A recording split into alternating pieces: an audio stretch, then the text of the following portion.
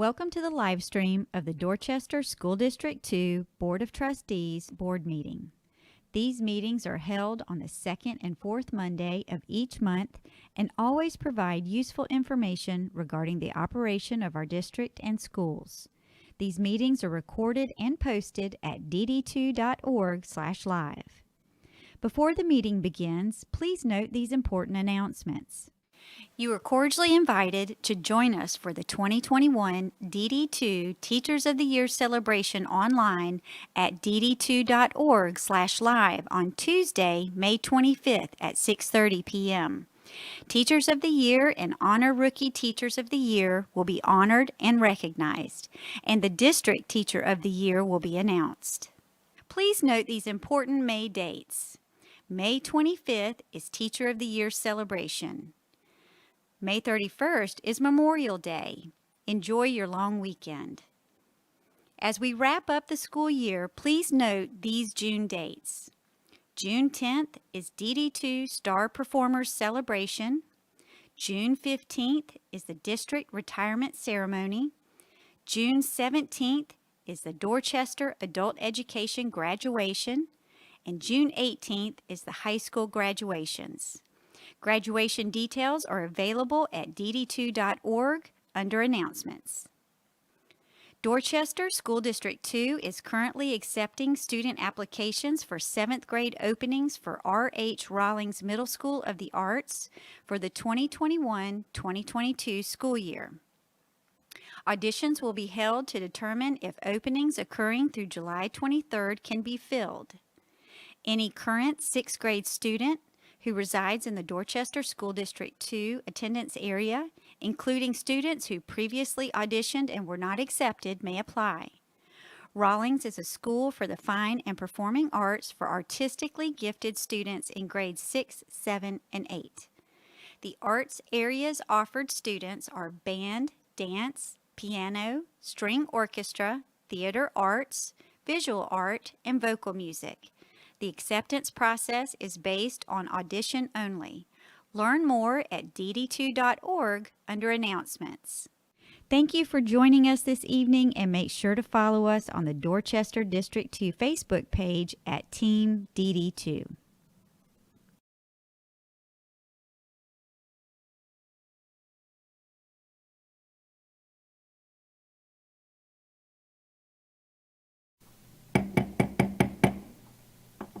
Good evening. Welcome to our board meeting of May 24th. Board members, I would like to get an approval of our agenda, please. So moved. Motion made by Mr. Guthrie. Second by Ms. Robinson. Any discussion? All in favor? 7-0. Okay, if you would join me for the Pledge of Allegiance. I pledge allegiance to the flag of the United States of America and to the republic for which it stands, one nation, under God, indivisible, with liberty and justice for all.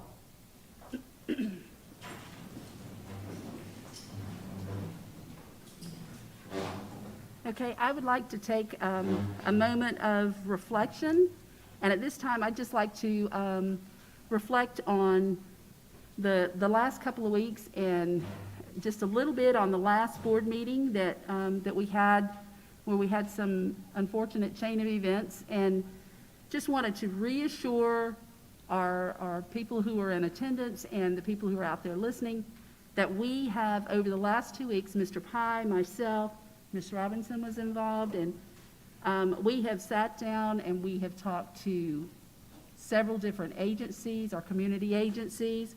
We have talked to our security people within our district.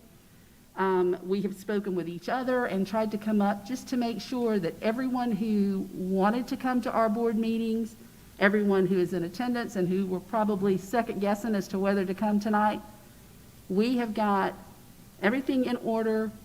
You can come. We want you to be here. We have lots of safety measures in place, and assure you that we we will not be put in the situation, or we will not put you in the situation where you ever feel that you cannot come and you cannot speak, you cannot be heard. We want every one of you to be heard. If you have something to say, we want to hear it because we need to hear it.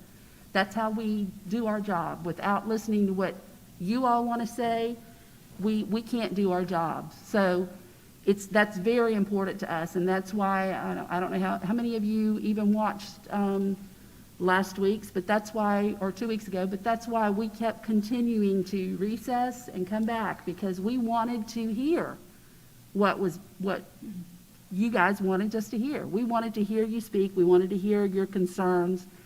And so with that being said, know that everything has been looked at, and we are assured that our agencies are here to help us and to service us, and everything is going to go good. We're not going to have any kind of issues like we had before. So Mr. Pye and I labored over this lots and lots of hours, and I think we're on the right track, and we now have, I think, control of our meeting and control of our your safety, and we're going to move forward and know that we want to hear you, and you will be safe anytime you come in here for us to hear what you have to say. Only thing I'd like to add to that, Ms.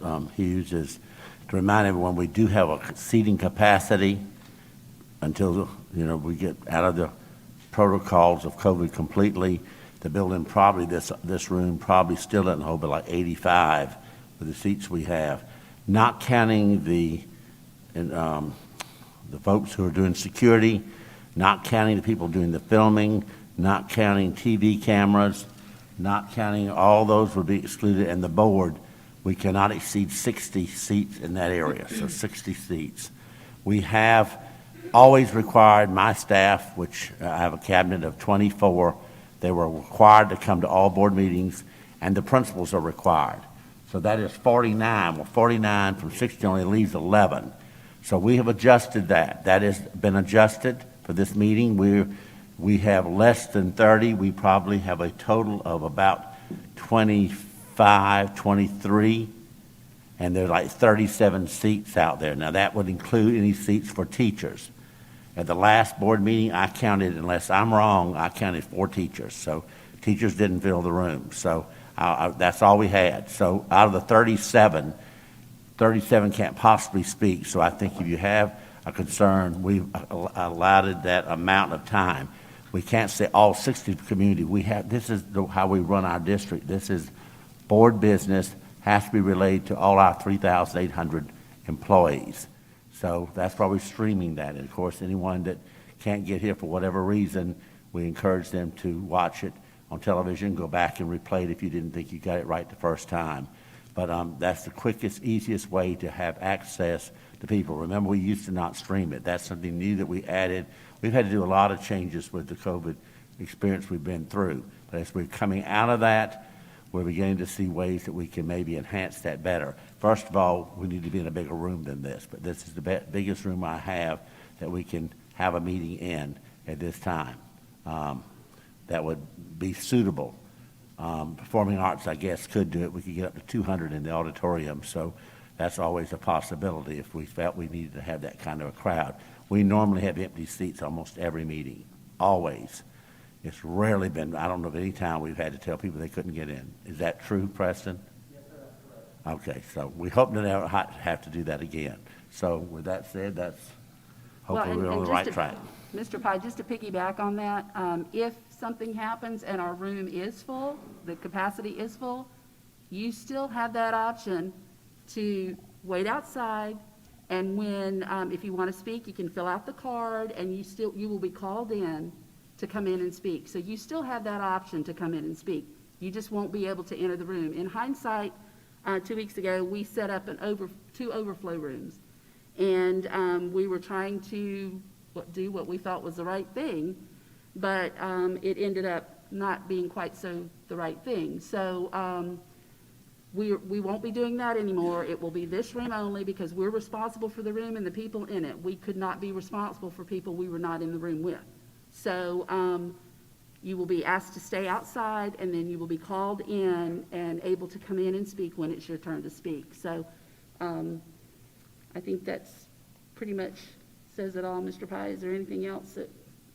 So, but anyway, thank you for being patient with us, and know that we are working very hard behind the scenes to ensure your safety and as well as ensure that you're being heard. So, Miss Hughes, if it would be okay, I talked to you a little while ago and some of the board members. I have done some reflecting, and since this is a time for reflection, if I could share some thoughts, would that sure. be okay with everybody? After the last meeting, I think we were all very disheartened. That's not how our community has ever been. And I know that things don't always go the way we hope that they would go.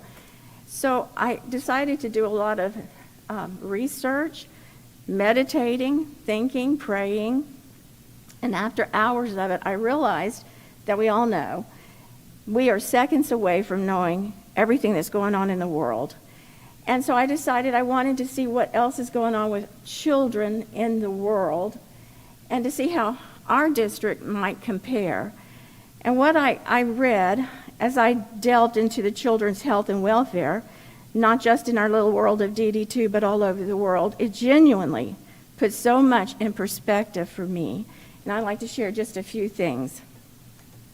On ABC Channel 7 in Chicago, it was just reported that 108 children were shot and 16 died from gunshots just this year. I felt a surge of sadness because I'm a mom and a grandmom.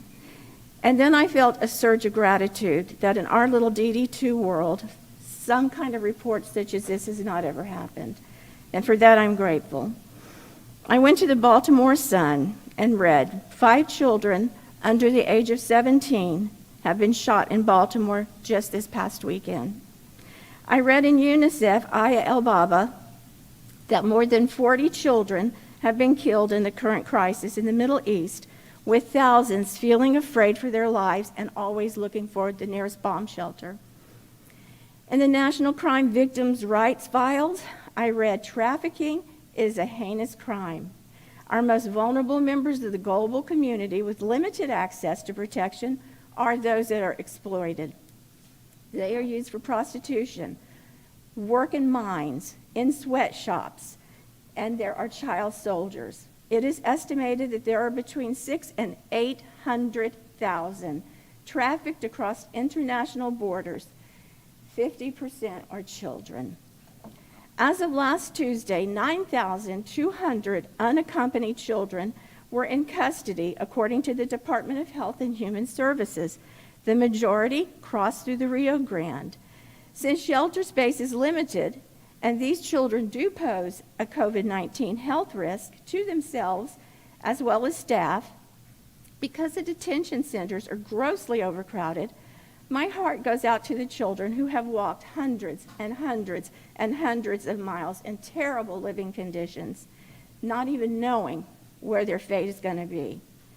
We are a blessed community. My son has an exchange student from Germany, and he was over last night, and he said he misses home, but he really doesn't want to go back to Germany yet because they're still in lockdown, and they have to make an appointment twice a week to go to the grocery store or to a department store. He had a friend with him who is from Italy, who is an exchange student, and he said, I miss my family, but I don't want to go home because we're in lockdown until the middle of summer, and our schools are still in hybrid. Our little world, and I say this to my board members, is so blessed not to have the concerns anywhere near the degree I have just related in other parts of the country or the world.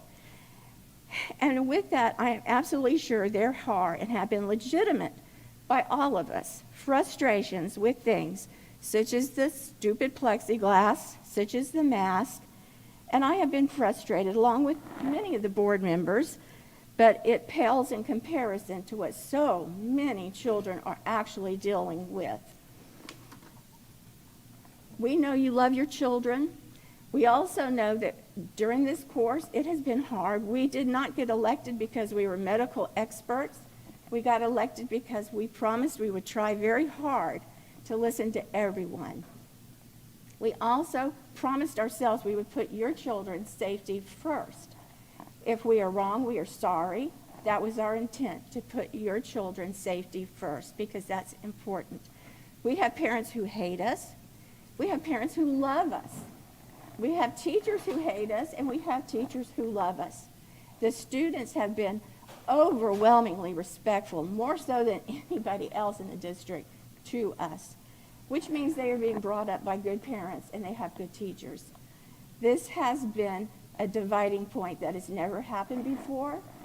And again, my take and my reflection after reading through all of this, we live in a great school district. We live in a great community. We do have differences. But 2 weeks ago, I saw people who were my friends who I was so disappointed that they would behave the way that they did, because that is not them. That is not the way they really are. Please know we want to hear what you have to say. We appreciate what you have to say. And if we are at fault, it is just because we're thinking of your children's safety. Thank you. Thank you so much, Ms. Robinson. Does anybody else have anything they'd like to add while we're doing this? No? Okay. Thank you for listening to us. We really appreciate it. We're going to move on to our public comments on agenda items. And the first person up is Nicole Gray.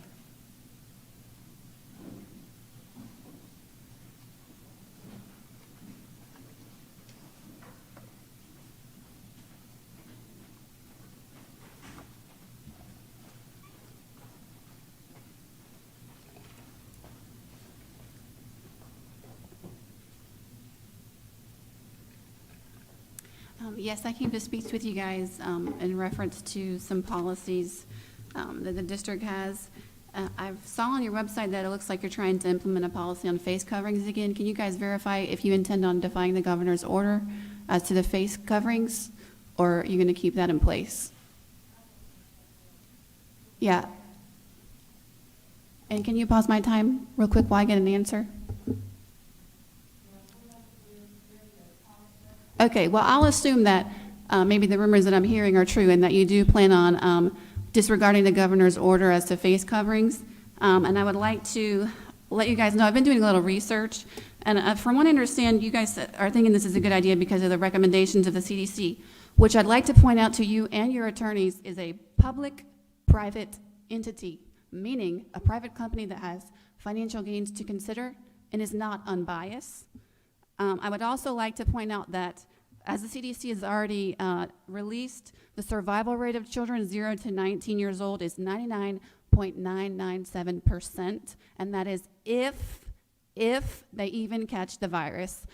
I do not think it is justified for you guys to force children with this survival rate to wear face coverings that are preventing them from breathing freely. And I'm not the only one. I'd like you to listen to this medical expert. Her name is Dr. Angelina Farella. She's an MD, a pediatrician, and she's also is an expert as to like infectious diseases and whatnot. Okay.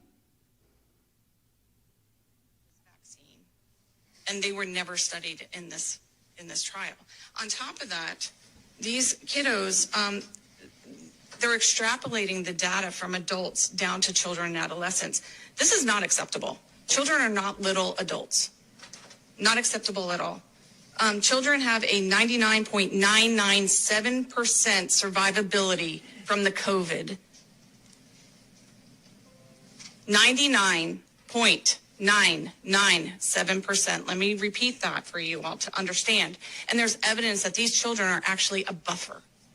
What that means is that these children actually, for some reason, do not spread the disease. Children are not super spreaders. So what we're doing to our kids right now is actually criminal.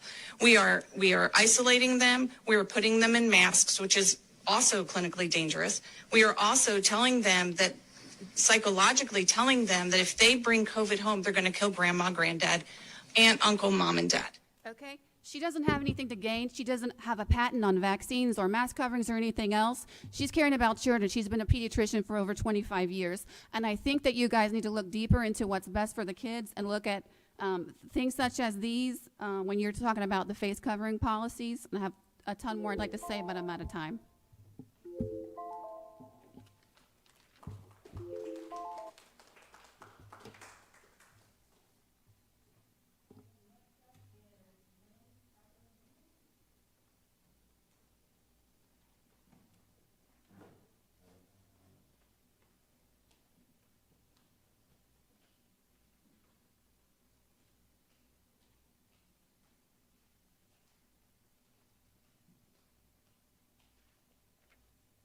Just want to take a moment and say I honor each one of you as a human being, but I'm sorry. I honor each of you as a human being, but I'm very disappointed in your actions. When I came here early a couple weeks ago at 4:45, and when the parents were peacefully assembling and did use their right to protest, they weren't hitting anyone, they weren't being violent. Your employees and people of this district were laughing at them in this room, and I was sitting right back there and witnessed it. Someone that would threaten to have parents arrested from your district for not having the same way of thinking, that's communism. What you are partnering with is communism, socialism, and Marxism. You are each complicit because you continue to carry on.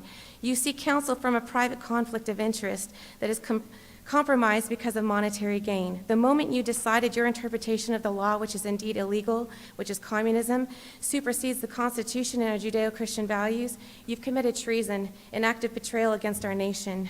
Every one of you should invest in civility courses and be reminded of what people like my husband fought for and died for.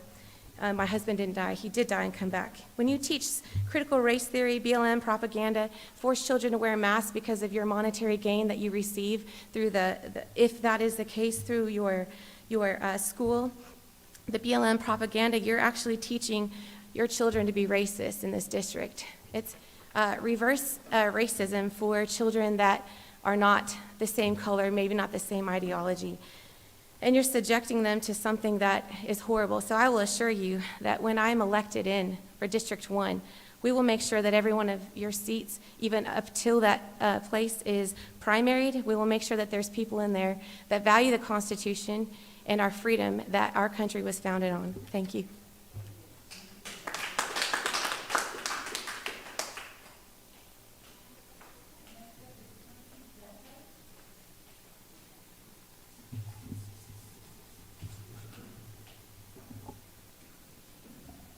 Quincy Jeffcoat.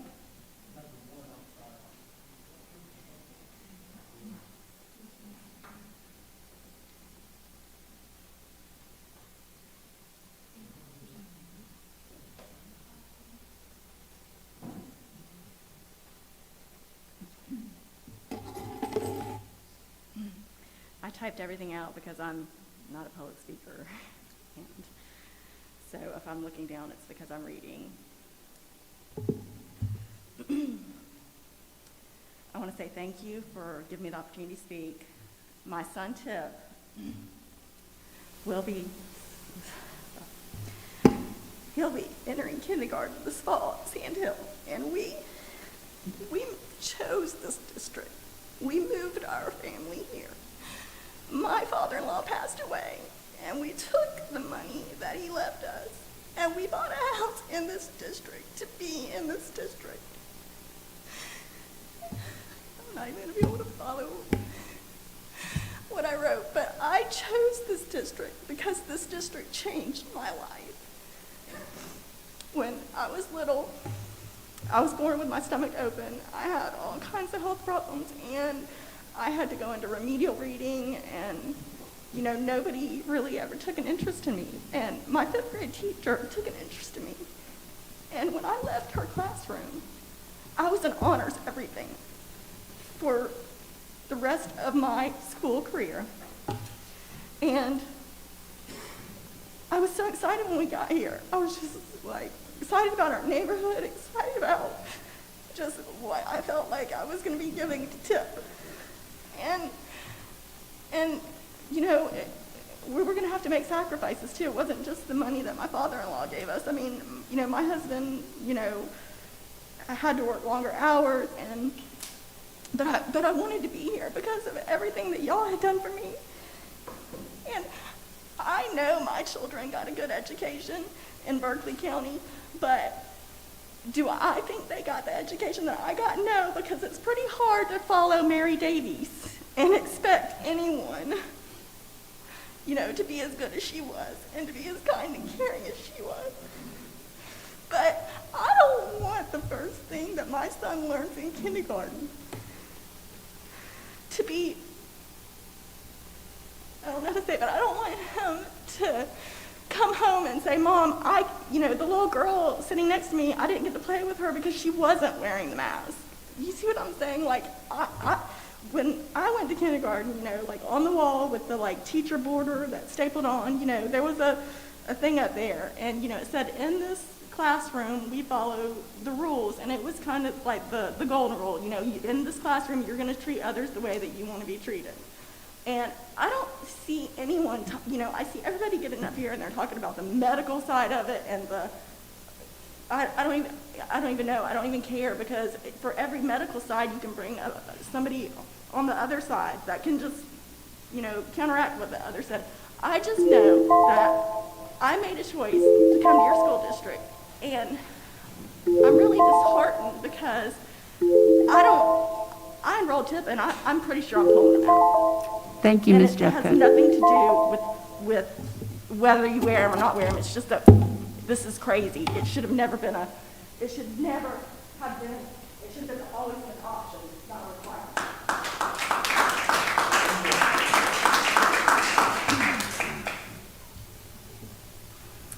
Next up is Jason Brockert.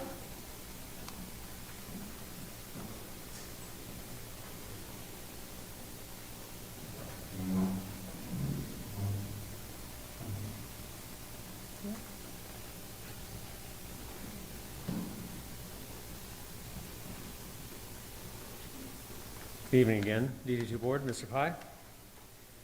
So we have 15 and a half days left in the school year. It's been quite one for everybody. What we've had in the last couple of weeks and what everybody is going completely insane about, everybody should be given levels of choice, right? And what the choices are has been argued. It's been argued back and forth. So the governor stepped in, did his thing. Wherever you stand on that, that doesn't even matter. Some other districts in the state have offered the same option. It's been said, if you want your kid to wear a mask, but they don't wear them in school, we'll keep your kid home. Okay, if you want your kid to not wear a mask, but they wear a mask at school, we'll keep them home. Okay, that's arguing left and right, arguing left and right. There's multiple other options. Some districts have said, okay, now masks are optional in the school. Great. So is attendance in the school. So they're allowing children to essentially work from home. I've already had a few discussions, and I know that option does not work for everybody. I realize that that's not a blank check. You don't just hand those out and say that, yes, you get to stay home, and you get to stay home, and you get to stay home. It doesn't work out for every kid. But with what's also coming up here at the end of the year is the end of year testing, and it's gone back and forth about the waiver that was applied for and denied, and then the requirement for 95% participation was said that there will be no penalties for any student that does not test. And that specifically said that if a family believes it's unsafe for their child to attend school in person to take assessments, the South Carolina Department of Education school districts will not require them to do so. Specifically says that. Now, there's not a form to fill out. There's not a procedure to follow. So nobody knows how to go about this. So you have people that are sending emails or posting on bulletin boards, whatever. I think the district should do the parents a favor and elaborate on that a little bit, because I've heard from different principals that some honor and some don't. Now, I know specifically that my children's principals, who I have a very good relationship, we've already got everything worked out. So that should be the case with everybody, and I've always advocated for the parents to reach out to their principals and their teachers and start at that level and then bring it to the district level if they can't get anywhere with their individual schools. But the individual schools in the district should not be picking and choosing how they do it. Nobody knows how it's being done because it hasn't been formalized. And that's not special in DD2, that's everywhere in the state. So I've come up here and I've asked for parents to be surveyed. So far I haven't seen a parent survey. I've asked for teachers to be surveyed. I haven't talked to any teachers that I know that said that they've gotten a survey other than the state surveys that go out. We've asked for our children to get a survey. I know we all talk to them in our own houses, but then we had a teacher that asked for a survey from her individual children, and she was out for it. So going forward, we need transparency, and we need all this information to be available, and it needs to get sorted out. Thank you, Mr. Brockert.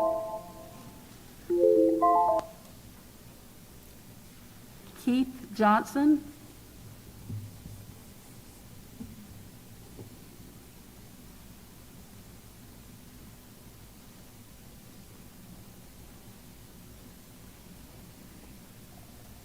Good evening. Thanks for listening to all of us. I'm a parent. I have a student who is in 7th grade at Rawlings Middle School of the Arts. I have a student who is a 3rd grader at Span Elementary School. I am also a teacher, so I'm invested in every possible way. I care about my own kids' well-being and their education. I care about my students' well-being, their safety, and their education. I've watched my peers, my colleagues, the school board, many parents bending over backwards to do the right thing this year. We've tried to please everybody, and I think we've learned the hard way. There is no pleasing everyone, no matter what we would do at some time. What we can do is set a good example for these children we claim to care about. We can set a good example by working together, by being cordial, by being respectful to each other through these very frustrating times. The thing that I think we cannot tolerate is any kind of harassment leveled at people just doing their jobs, leveled at students who have no choice but to go to school, the people who are basically doing what they're told. I have worked every single day since August, 5 days a week, teaching every day, whether it was virtual, hybrid, face-to-face. I put my head down. I've been very quiet. I've watched the wildest board meetings I've ever seen this year, and I said, oh man, I'm glad I'm not there. Today I am here.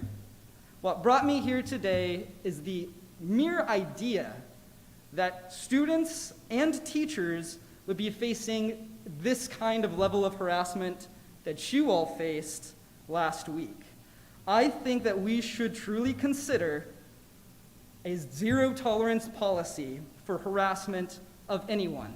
A student feels harassed, well, a student is harassed, not feels harassed, because that's different. The student is harassed, we should really consider removing that teacher from his or her job. The teacher is harassed, we should really consider making that student virtual.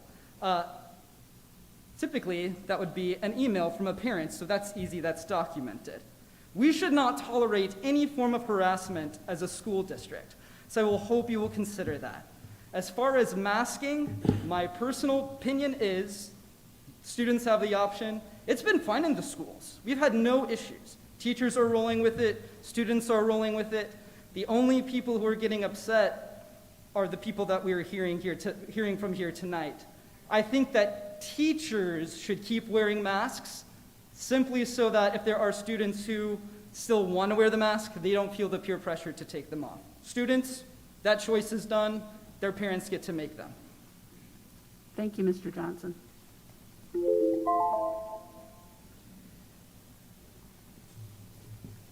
Next up is Diana Johnson.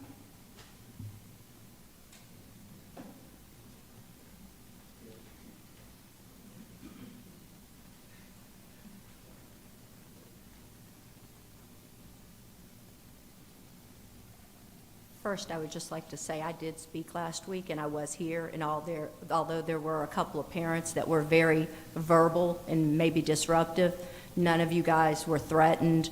You weren't harassed. Nobody stood in here, and none of your safeties were at risk. So I don't know what all that was in the beginning, but nobody felt safety for themselves. So let's just be real. Yes, we had a couple parents that got a little out of control with their mouths, but there were no threats, none, to the level that you've spoke of in our moment of reflection and that he's talking about. But what I can tell you is there's been kindergartners and first graders that have come with no masks, and when they go outside for recess time, the teachers are telling them to stand outside like this, and that nobody can go near them because they're not wearing a mask. Is that bullying? Is that harassment? It absolutely is. Okay? That's what I can tell you. when does this give? Even Fauci, as crazy as he is, has said, we can take them off now. Once you're vaccinated, aren't you free and clear of catching it? So why are we still wearing these if you're vaccinated? And then in here, everybody's 6 feet apart. I thought it was 6 feet apart or wear a mask, but now it's both. I mean, come on. What is the hypocrisy here? You guys are making zero sense. And as for the vaccines in the high schools today, have you lost your minds?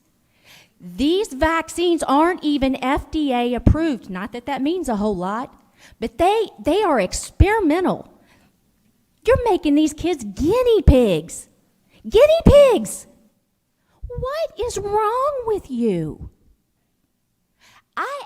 I just, my kids were in private school up until last year, and God forbid if I mean, they're almost ready to graduate, so I can't pull them out and put them in private school now. But what is wrong with you?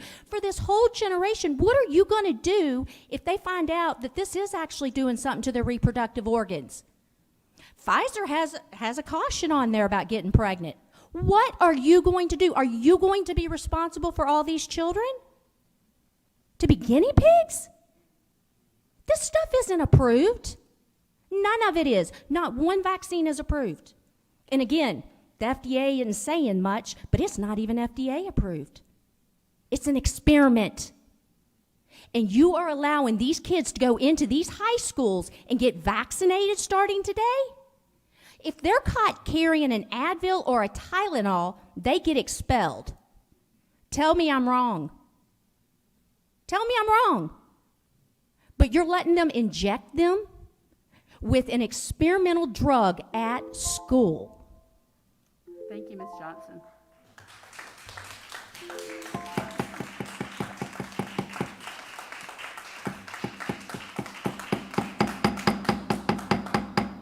Okay, we have to have order when this is being disruptive. So the next time that goes out of control, then I'm going to ask that you leave. So just take that as a warning, please. Okay, next up is Kelly Bates.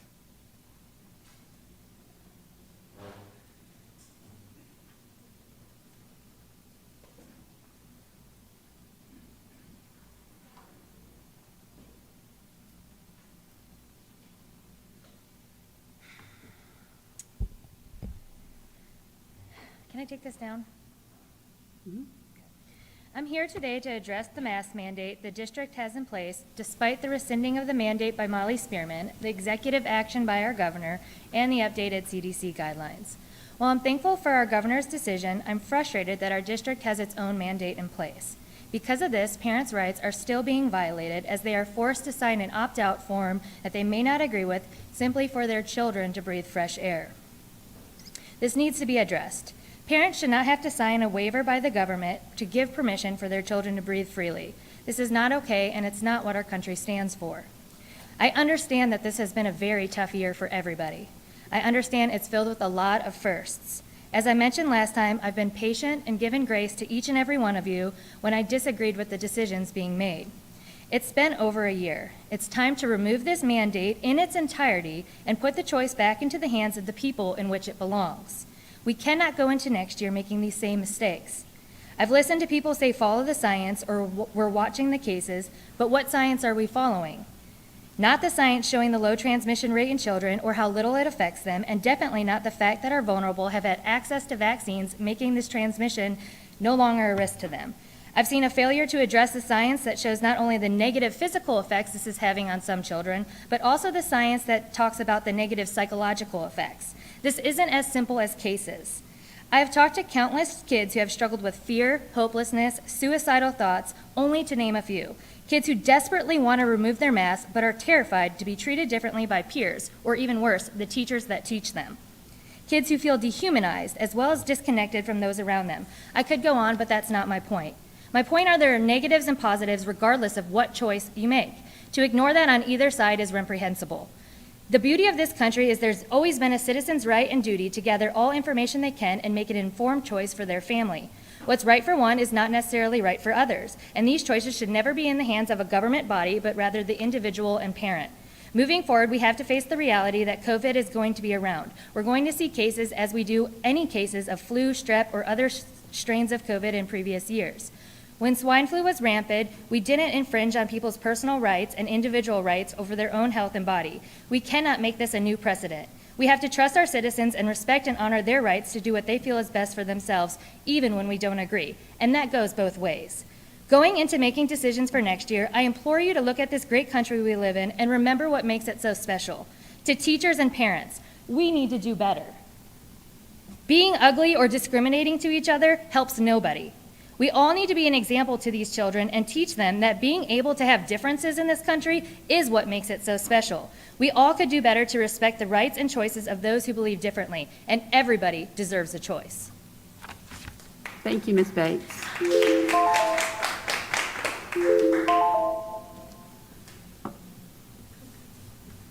Okay, we will move on then to our approval of our minutes. Board members, in your packets, you should have received the regular meeting of May 10th.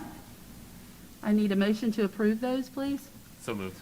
Motion made by Mr. Guthrie, second by Mr. Farnsworth. Any discussion? All in favor? 7-0. Next on the agenda is our superintendent's report.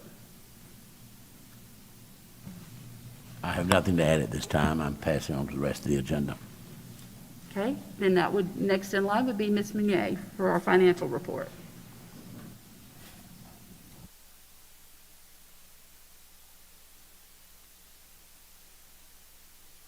Hi. In your board packet, we uploaded the March 31, 2021 financial reports. At the end of March, we were at $59 million for our total assets. Our liabilities were in line with March of 2020, right at 6.3. We did pay off our TAN in the month of March, so we don't have that liability any longer. And then our fund balance was at $52.9 million.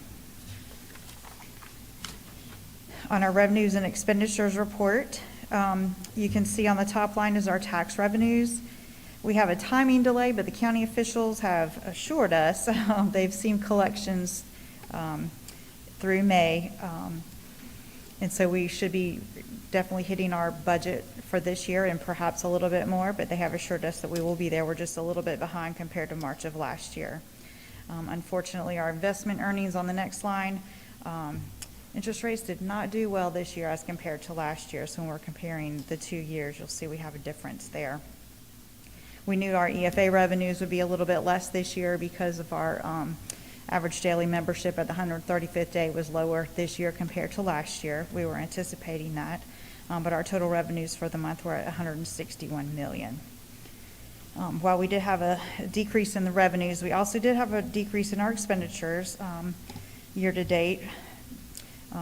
We were closed part of the year and we had a delayed start, so we had some energy savings and we had less in expenditures this year.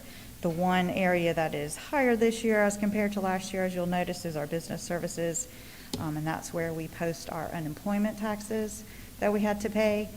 Our claims this year were a little bit more, or a lot more, as compared to last year. We did receive from the state a credit on 50% of our claims. So in actuality, we were billed $900,000, but we only had to pay $420,000 of that. The next report that we have is for our food service fund. You'll see in the liability section, it looks a little different there with our negative due to general fund there. That's actually a good thing. It's a negative liability, whereas last year our true liability was a lot more, $2 million.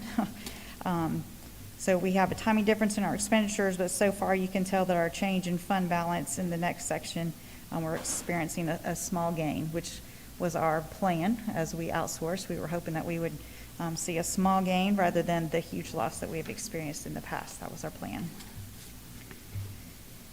The next page is our revenues and expenditures for the food service department. The first line item looks a little different because we had refunds that were returned to parents. They paid in advance for their students' meals, but this year they didn't have to pay for meals, so the students requested a refund. So we return those funds. Unfortunately, our revenues for this year is so much lower than last year. We were closed and we didn't have great participation this year. We're hoping that next year is going to be back on track and we'll have great participation and we'll have all of our students back and we'll do much better next year in our food service fund. The next report that was in your packet were the school activity fund balances. You have a report for all of the elementary schools and then for the middle schools and high schools. There's nothing out of the ordinary, nothing out of line for these reports. I just wanted to point out that there was one item that was a negative under the receipts for one of the schools. And again, that was for money that was collected in the prior year for field trips for a deposit. And so when we return those this year, it appears as a negative receipt. It's actually a refund. Those are all of the financial items that I had. I did have one other report that was uploaded to your packet that I just wanted to point out was the letter from our external auditors. They came last week and started our audit already. They're doing preliminary procedures on our audit.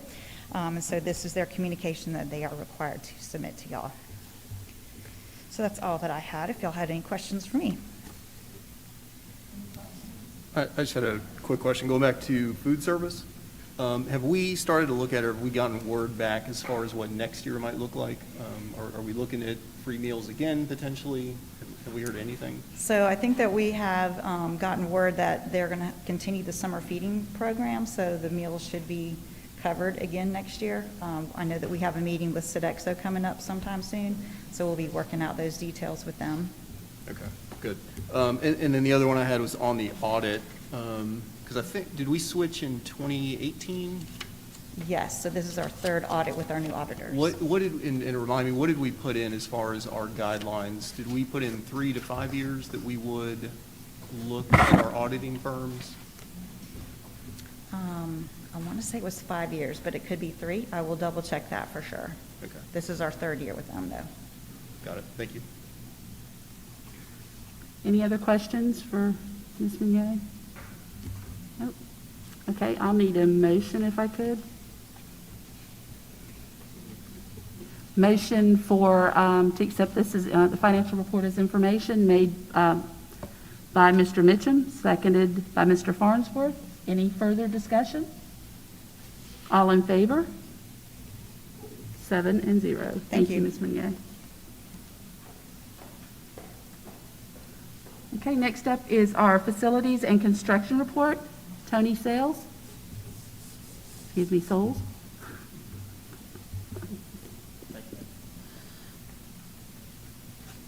Good evening.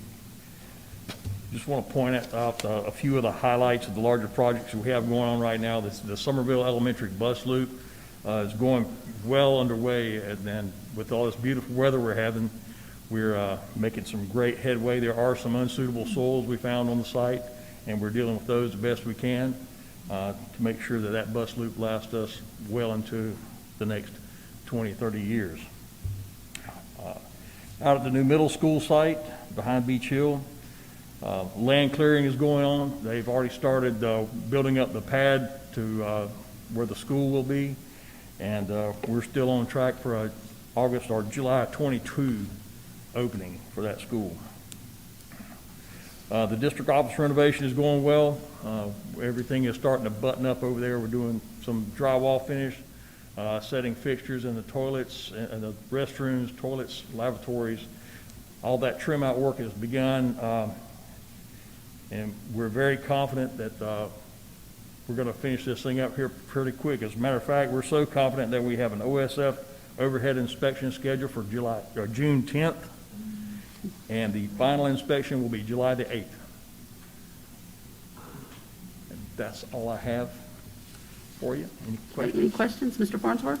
Can I say a quick thank you? Last week, in regards to the new middle school, Mr. Pine, Mr. Souls, a lot of folks that were there at that meeting with our Legend Oaks neighbors, I just want to say thank you for putting that together. I know we will never get all of the issues ironed out. Again, it goes back to the earlier statement, we're never going to make everybody happy. But I was happy to see that meeting take place and again, just let folks make sure they have a voice for their concerns. So thank you guys again for putting that meeting together.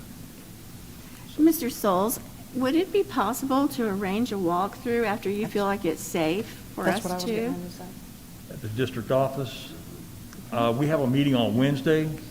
The OAC meeting will be at 10:30 Wednesday morning, and I'll pose that question then and find out when would be a good time for having a group of us go over there and take a look at it. Thanks. Any other questions or comments? Ms. That was Crosby? my same question. Okay. Anybody else? Okay, thank you, Mr. Souls. Thank you.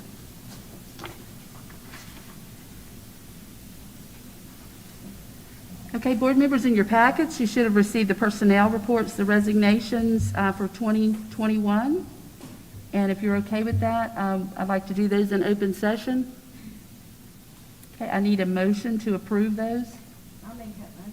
Motion made by Ms. Robinson. Do I have a second? Second made by Mr. Guthrie. Any further discussion? All in favor? 7-0. Thank you. Okay, also in your board packets, we have the 21-22 proposed board meeting dates. Has everyone had an opportunity to take a look at those?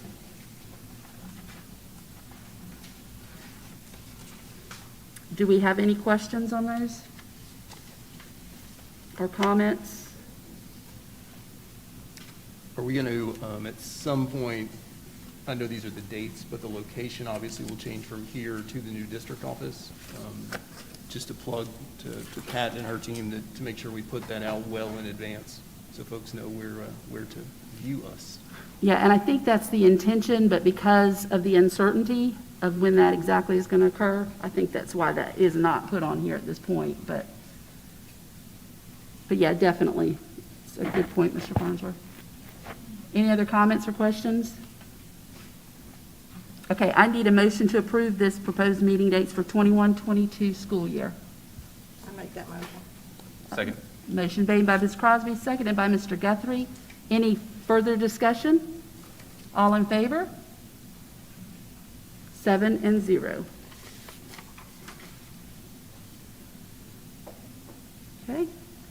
Next on the agenda is our policy for second reading, and I'm going to turn this over to our policy chairman, Ms. Barbara Crosby. We're presenting policy, board policy ADD for face coverings for a second reading. The only thing I want you to know, I know a lot of y'all have read that online because I've gotten a lot of emails, that does not include the people that have gotten the signed waivers. Those kids can still go without a mask. And also this policy is being looked at again during the summer for whatever might come about, so just know that it's not final. Thank you. Okay, if it's okay with the board, I would like to, at this point, send this policy, instead of for second reading, send it back to committee, because I would like to see this policy updated. Take your time, go through this policy, update it for future references or for future situations, as well as the current situation.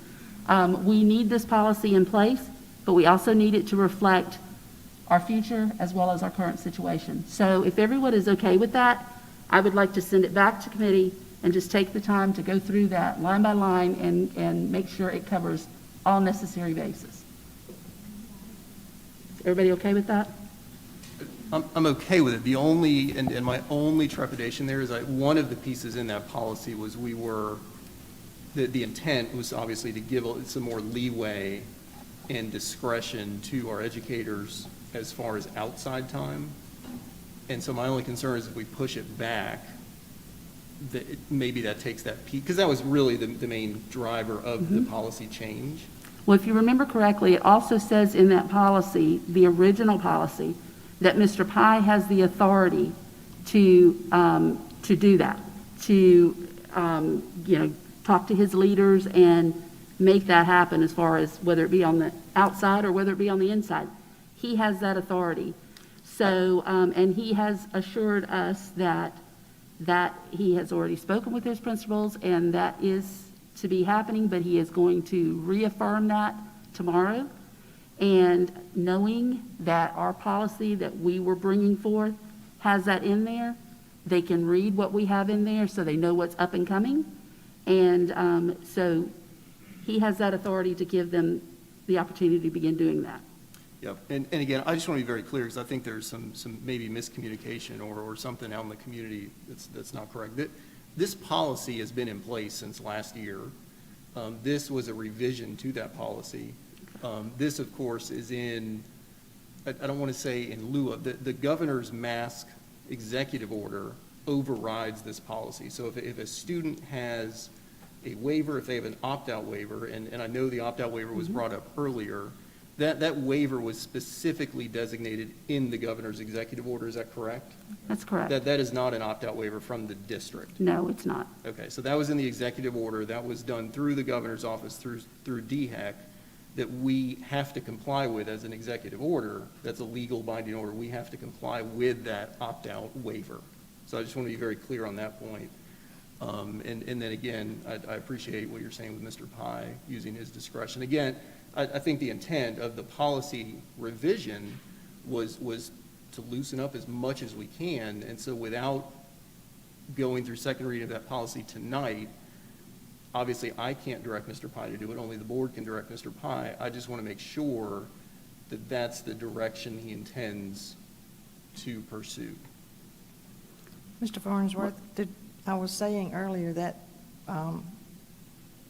that the governor's executive order does stand, that people can still, follow that order when it comes to wearing a mask or not. And we are going to revisit this because we've thrown around some other ideas and, not knowing what's going to happen over the summer. We could get another big influx of the southern border or whatever. So we said that we are going to revisit it, and there will probably be some revisions that will be in effect by the time school starts. I agree. And again, I just want to make sure, because there was some miscommunication out in the community as to what was being done tonight potentially. That this was not a new policy, this was a revision. And so again, that stuff is very important. The other point, and I think it's germane to this discussion, I'm not aware, based on this policy, based on anything at all to do with masks. Has Dorchester District 2 received funding, or the board received funding for students wearing masks? No. Can you say that again in your microphone, Mr. Pye? Somebody said yes, but I don't know of any funding. I wish I could get funding for anything, but not that. It's the governor's mandate. Prior to that, we had no mandate except what the governor had started with. We called it school off.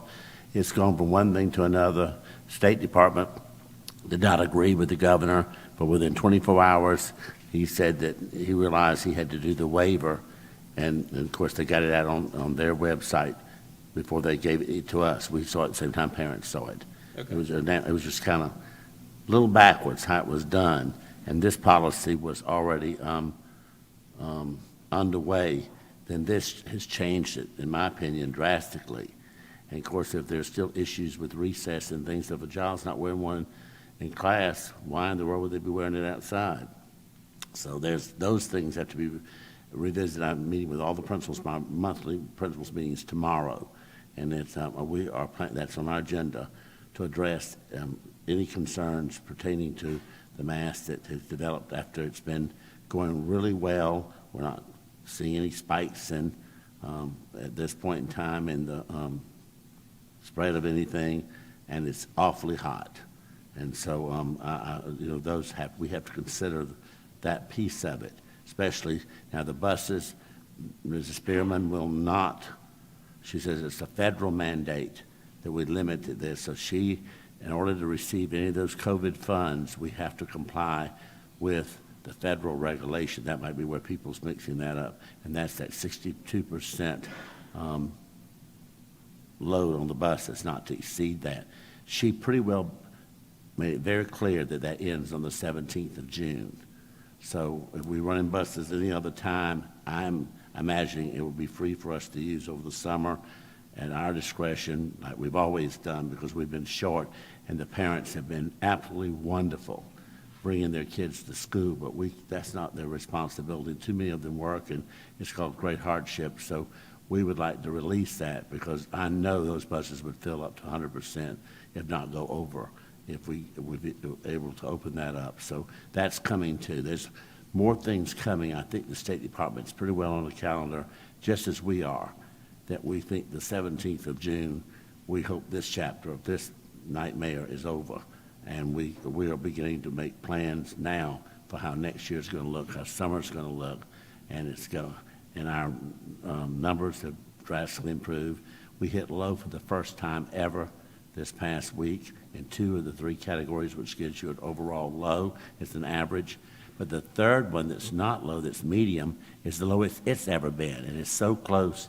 And with the drop we had the week before, anything half that drop, we would be low in every category. And that causes for a different way to look at things. So, and again, just to be very clear, going back to the funding, because it is, again. I don't know of due to any this- connection. I just want to make sure there is no revenue from either local, There's the one. state, or federal. And I'm There's the looking woman there, Tina. What, do you know anything about this? tied to us instituting a mask policy. By having our children wear masks, have we received 1 cent of revenue No. from some source? No, that's, Okay, thank you. All right, that is, no. those are my only points. I feel Thank you. comfortable with it, but I want to make sure she agreed, because I'm sure she would tell us, as we're always short funding, and I'm not sure. A matter of fact, I'll tell you now, I would not agree with that, so that's, to me, pitiful. I can imagine someone with that poor judgment. That's just what I'm going to tell you, that would actually put a price tag on something of this nature. I think that's ridiculous. But, you know, we've had threats from both the governor and Mrs. Spearman and others that if we didn't comply with their rules, they would cut our funding off. We've had that happen. So we've got to be in compliance, but it doesn't mean we can't ask questions. And there's a thing called reasonable judgment. So hopefully we're trying to exercise that. If we know of anybody, please let the district office know if anybody knows where that might be coming from, or any memo you might have seen or something. I want to hear about it.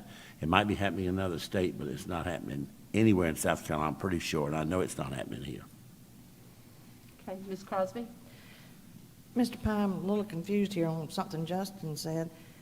You said that the executive order overrides everything that we do, correct? The way it's written, but you gotta go back and read the language of it, and it's done as long as the parents fill out the waiver form. It's not including, you have to have that. And the parents brought their own signed letters, because we weren't sure of that either. We couldn't take those. The governor wants the waiver form he came up with, and they were supposed to be doing that with DHEC and with everybody else. I don't know who did it, because it was done mighty fast, but. It was DHEC, I think, that sent that out. But we're using it, and it has was to be DHEC, so- signed in total, the way it was on there. You can't, if anybody crosses out any lines, we have to send it back. We're checking to make sure it's legitimate, because the state has told us that there have been some fraudulent situations that they're investigating, because you can't change this form. This is a mandate from our governor, and he's serious about this, and so we're complying best we can with him. Okay, I'm still confused, I guess. Justin, you might pitch in here.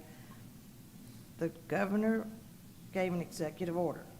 That's correct. Now, Molly Spearman went along with it. After a while. CDC came up with the form.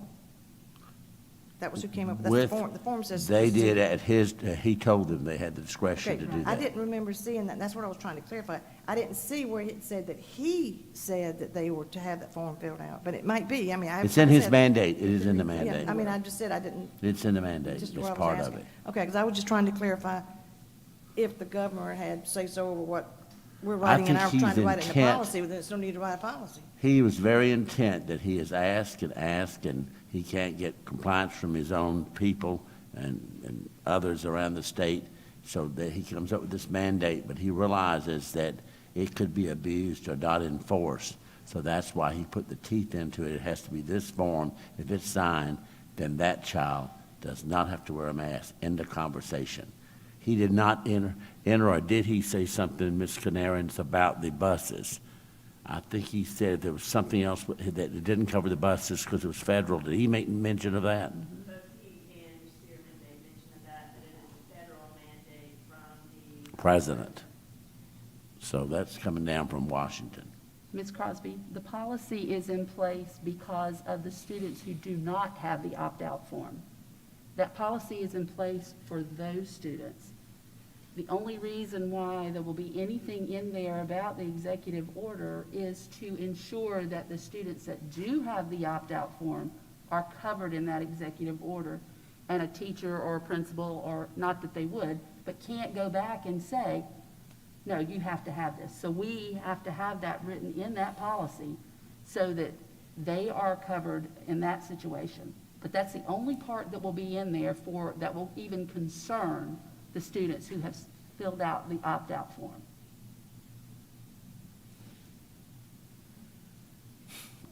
Mr. Pye, can I just ask, how many parents have signed that in our district? It was somewhere around 3,000, if you do 3,500, 3,700. It might have hit 4,000 today. I hadn't kept up with it, but it's probably close to 4,000, and we have 23,000 students, 24,000. So if you do it by total students, because we have some in virtual that coming in for testing, and we have those issues, but at the same time, that would be at 76 or 77%, I think that was, not wearing masks. 77%, 23% yes. If you count all the student body, it drops it down to 82, 83. It raises it back up, not wearing masks. So I know Mr. Brockwood mentioned a survey. Well, this is, to me, it is the best survey that I know to have because it's a commitment. I have the numbers backwards. 83% wearing the mask. Yes, wearing the mask. I'm sorry, wearing the mask. 17% not if you do the whole student body, all students.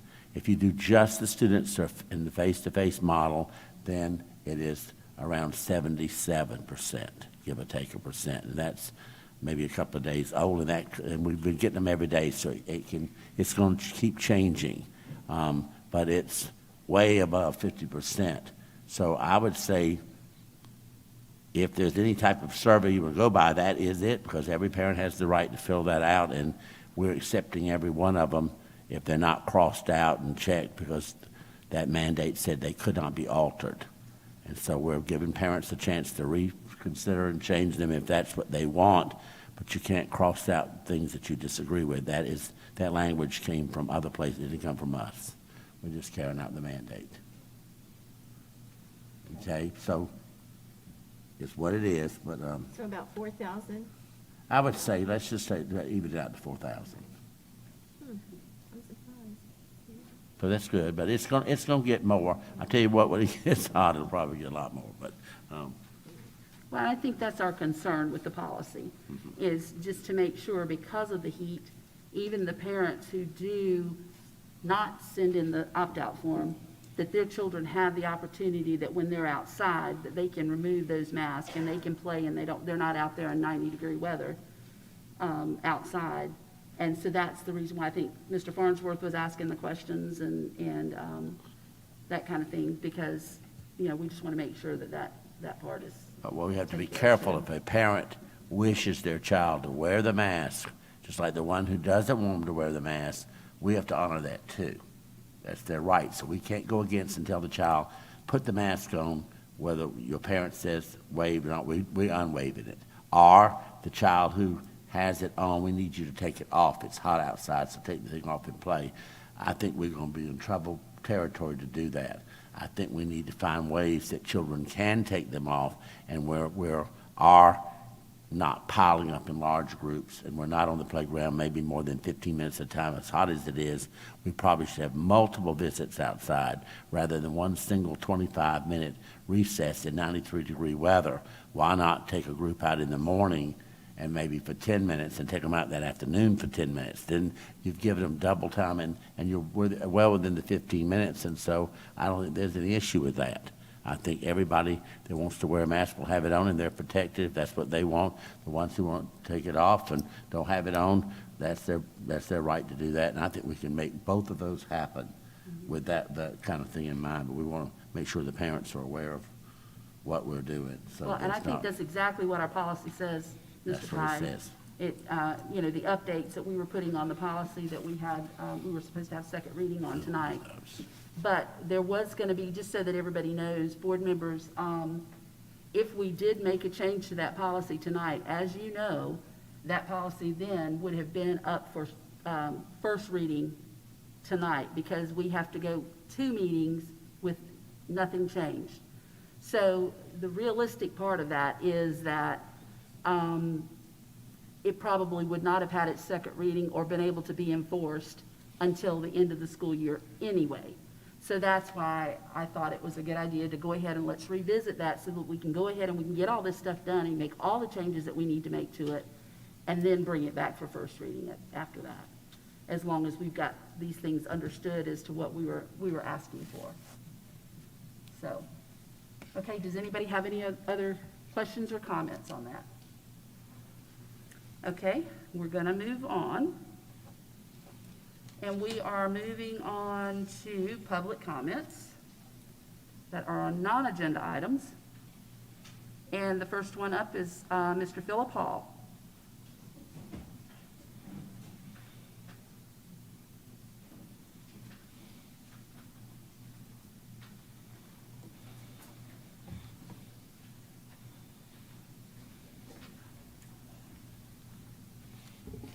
First thing I'd like to talk about is the personal attacks that were on me and every parent here from that last meeting. You all owe me and the parents that were at that meeting an apology, because you're misrepresenting what really happened. Ms. Hughes, I personally called you to let you know how many people were going to be at that meeting. And I called the head of security here, Preston, to let him know how many people were going to be at that meeting out of respect for you all. And if you bother to talk to him, he will tell you, our group was very respectful that meeting, the entire meeting. We were. And now you won't even take calls? Mr. Pye, no parent has come to as many meetings as I have or my wife. And when I call and request a meeting with you, I'm denied. That's pretty shameful. You all call for us. There was calls for us to be arrested that night. We're called insurrectionists because we're passionate about our kids. It's been a hell of a year for us. But you all can sit here and demean and talk down to and berate the oldest member on this board. For an entire year, Miss Crosby, who stood with us, has been berated, has been put down by 2 males on this board. And not one time was there an apology asked to be made in public for how she was treated, and that's shameful also. What I'm here to talk about tonight is cameras in the classrooms. Kids spend 18,000 hours from K through 12 in classrooms. And if they're good enough for our police officers to wear, they're damn well good enough for our teachers to wear. It will protect the good teachers, and it will expose the bad ones. Former Attorney General Barr said that there is now a full-blown indoctrination of radical orthodoxy. And it's happening in every school, in every county, in every district, in every part of our country. It's been going on for 100 years. And the first thing they took out was prayer. And you allowed that to happen also. Now you call it a moment of reflection. Are you going to turn away from God when it's your time? Probably not. But you did here. You did in front of all the parents here because of one parent complaint. If Molly Spearman still denies that that this isn't happening in our district, in our county, in our state, then she needs to resign because she's incompetent. And if you don't think it's happening, surveys are being given to 3rd graders without parents' knowledge. BLM videos are being shown to our children without parents' knowledge. Kids not standing for the Pledge of Allegiance because it's not being told. It's why they need to stand, because it's the greatest country in the world. Our own son's social studies teacher talked about how Donald Trump only cared about his own image and not about the American people. Our bus driver pushed the vaccinations, and on and on and on. It needs to be known if you step outside your curriculum, you'll be fired immediately. SC for Ed and SCA must be stopped. It's up to the parents what our teachers learn, not the teachers. Our children will return without masks, unafraid and unvaccinated. Thank you, Mr. Hall. We must fix our schools, or our country will be lost, and we must be the generation to do that.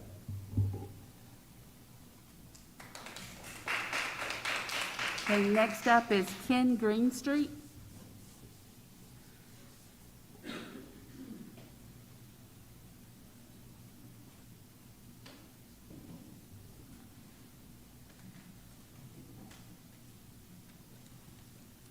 Good evening.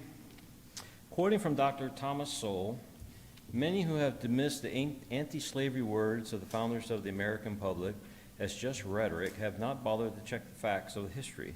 Washington, Jefferson, and other founders did not just talk, they acted. Even when they acted within the political and legal constraints of their times, they acted repeatedly, sometimes winning, sometimes losing. One of the early battles that was lost was Jefferson's first draft of the Declaration of Independence, which criticized King George III for having enslaved Africans and for overriding colonial Virginia's attempt to ban slavery. The Continental Congress removed that phrase under pressure from the representatives of the South, South Carolina being one of them. These things are not taught in school. In a fair historical study of slavery, students will learn that the Islamic trade of slaves from sub-Sahara across the Sahara to northern Africa resulted in a death toll that exceeded even the horrific toll on packed slave ships crossing the Atlantic. Slavery is evil. I don't think it takes much to realize that. From the beginning of time, it has been evil, including modern sex slavery. Where is the national outcry over that? What society calls racism, I call hatred. It is the propensity of people to choose evil or righteousness. At the same time, to judge the year 1776 or any generation before us through the lens of 2021 would be wrong. To learn from history, we have to first teach it, the good and the bad. As the saying goes, those who do not learn from history are doomed to repeat it.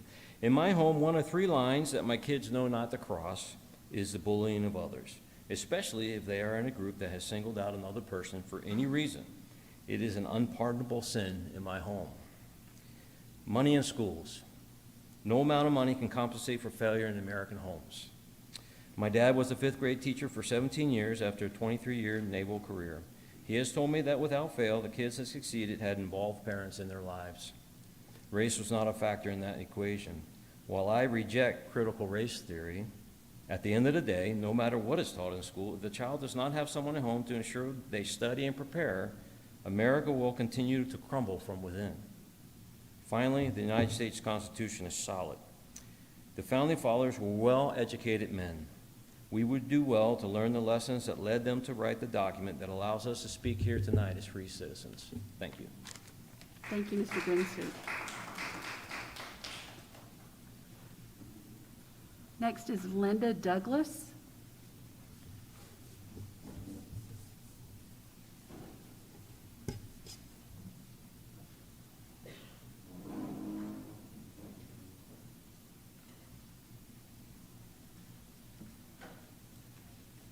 Thank you for having me. My name is Linda Douglas, and I've been a member of Team Dorchester since March of 18 as a bus driver. I like my job and I love my kids. Drivers have a CDL for which we require a yearly physical. The district tests us every 3 years to ensure our ability to perform our duties. As holding a CDL, I have to have a physical every year to prove that I am physically able to do my job. A bus certification is required annually. This year it was done virtually during our free time, our weekends, plus safe schools. We were paid for 10.5 hours of our free time. Many of this course took a lot longer than it was. Drivers may be called, and I'm one of those that get called on my way to work at 4:30 in the morning and asked to be taken another route. When that happens, my route is divided among other drivers who have to do either a double back because of the limitations of capacity, or we late to arrive to school, and in incidences we have been over capacity under COVID programs. Because of the time crunch, a lot of our procedures were not able to be performed. We were supposed to clean each seat compartment between each route. When a child is going to be late for school, it takes more than 2 minutes to wipe down 26 seat compartments on a bus. I drive a district bus that has no air conditioning. And I'd like to tell you, last week it was 112. Yes, and I have a Rollins route, which is over an hour. But often I hear the expression, well, you're only a driver. Well, let me tell you some of the things that my job requires. I have to fuel my own bus. I'm a nurse. I'm a mentor. I'm a protector of your children. I'm their friend sometime. I'm a teacher. I have to maintain accurate seating assignments for contact information during this time. I have to record incidents that happen on the bus. I'm a life skills trainer. Sometimes we have to teach your children that the word no means no. I'm a counselor. I'm a comforter. I had a little boy on the bus last year that cried because he just got notified his daddy died while he was in school. I wash my bus. I'm required to keep a clean bus. I'm a disciplinarian. I may have to move a child's seat to keep order on the bus. I have no monitor on my bus. I try to maintain anywhere from 20 to 40 plus children on a bus while driving, not only my bus, but 8 other vehicles around me. Sometimes I'm a truant officer. Sometimes I have to be a custodian, and I have to be a router. If there's an accident, I have to know ways to get around it to get my children home. We love our job. We Thank love you, our Ms. kids, Douglas. but we ask for a livable wage. Thank you, Ms. Douglas. Thank you.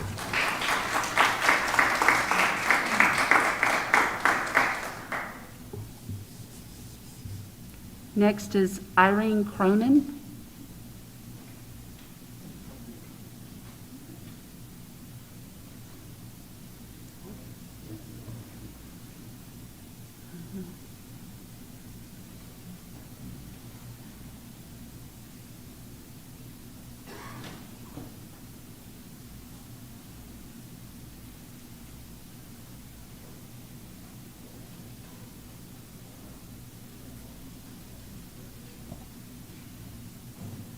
She's coming. Yeah, she's outside. She's not here? Okay. Okay, that's the end of our public comments. Board members, I need a motion to go in executive session for personnel matter for hire, contractual matter regarding Dorchester 2 Education Foundation, and a contractual matter regarding a disposition of property at 410 West Smith Street, Somerville. So moved. Motion made by Mr. Guthrie, second by Ms. Crosby. All in favor? 7-0.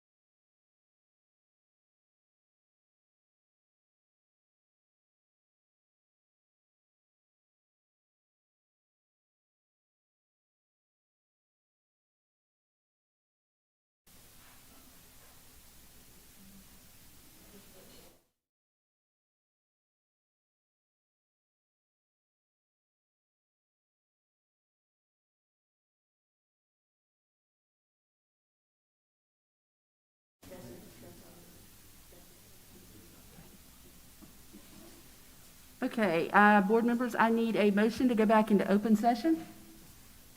Motion made by Mr. Farnsworth, seconded by Mr. Mitchum. Any discussion? All in favor? 7-0. Okay, I'll entertain any motions from executive session. Madam Chair, I'll make a motion to accept the personnel recommendations as presented by Mr. Pye and his team. Okay, I have a motion to accept the personnel recommendations from the superintendent. Do I have a second? Seconded by Mr. Mitchum. Any discussion? All in favor? 7-0. Okay, do I have another motion? Madam Chair, I would like to move that the board accept the recommendation regarding the contractual matter regarding the disposition of property at 410 West Smith Street, Somerville. Okay, I have a motion on the floor. Do I have a second? Second by Ms. Wimberly. Any discussion? All in favor? 7-0. Okay. Do I have another motion? Madam Chair, I'll make a motion to accept or enter into the memorandum of understanding between Dorchester School District 2 and the Dorchester District 2 Education Foundation as presented in executive session. Okay, I have a motion on the floor. Do I have a second? Second by Ms. Crosby. Motion made by Mr. Farnsworth. Any discussion? All in favor? 7-0. And I need a motion to adjourn. Motion to adjourn. Made by Mr. Guthrie. Do I have a second? By Ms. Crosby. All in favor? 7-0. Have a great evening, everyone.